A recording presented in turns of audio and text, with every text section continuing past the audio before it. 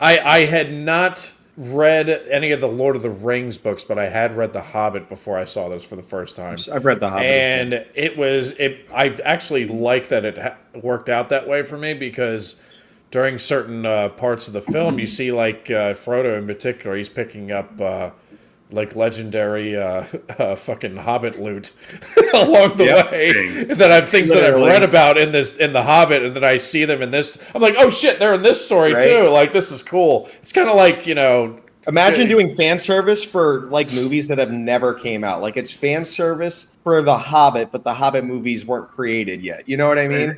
But it's the people Yeah. who read the books and everyone. Yes. So if you were talking about the thing with the dragon, I was barely involved. Yes. Right. And you've read it in The Hobbit, but then even though I haven't read The Lord of the Rings, it's like you're hearing about it in this new story, and it's like, oh shit, I know this lore. Like like Yes. it's one of those things. Like I know about this. This is cool. But just like you talked about, Quentin, I think you hit it right on point when you said about world building. This is one of the best world building movies you will ever see, and If not the best. It's done perfectly. I think it's done. Probably in a. I hate saying this, but it might be the world building is probably done better than Star Wars. I must admit, at least in this film, it is. But it's fucking incredible, and I hate to admit that as a. I guess as a not Disney Star Wars fan. OG Star Wars. But it's dude, and I have to tell you guys because I know this is going to put a smile on both your faces. When I watched this, I was how old? I was 13, I think, and I watched this in a theater. And it was the day of, but it was one of the later times. So in my town, at the later times, they didn't. No matter what was on, they didn't have a packed house because that's like the 10 o'clock time. 7 o'clock, it was. I think we did that too, if I remember right, because we couldn't get a ticket to the 7 o'clock one, so we did the 10 o'clock, and there was like it was like half full. But I was with a buddy of mine, and we come out of the theater, and there's two guys in front of us they look like they're about 21, 22. And as we're walking out, the two guys in front of us, Lily, the one guy turns to his buddy and says, I bet George Lucas is shitting his pants right now.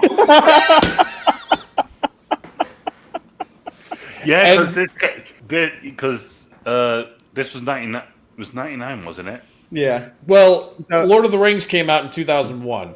Oh, was it 2001? Yeah. So but you also, the Menace. prequels they were getting ready to put out the second prequel movie. Yeah. So it was kind of in competition with it a little bit. Yeah. But George Lucas was always considered the master of the big epic, special effects type movie.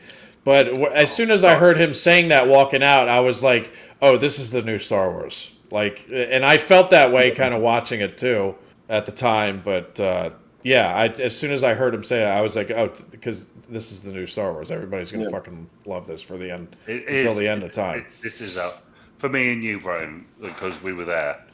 This is our Star Wars. Obviously, I know Star Wars is your Star Wars, but this is our Star Wars. I wasn't old enough to see the originals in theater, but even so, like I still. They're coming back. Yeah. Probably is. We'll probably go see it. But for me, this is Meltzer. This movie's in my top 25 movies of all time, and it's even if I wanted to bring it down from Meltzer, I can't. It's just it's too. This movie in particular, is too perfect.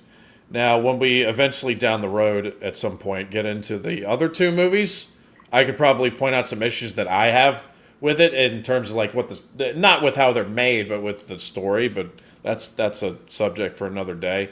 But this I just love the Fellowship story. It's fucking amazing, and I couldn't praise it enough. But yeah, that's the fucking soundtrack. My God. That's the other thing. This is a soundtrack that could rival John Williams' Star Wars score, which is, it's very hard to do. This is like, Star Wars, like the same vibe you get from Star Wars, but in Middle Earth. It's that catching lightning in a bottle moment in film history, and that is so rare. You know what I mean? There's only like a couple films or franchises or films that you point. Like for me, it's like, Star Wars, the first Matrix movie, I felt that way. Christopher Nolan's Batman's Dark Knight Trilogy. It's rare when it happens. You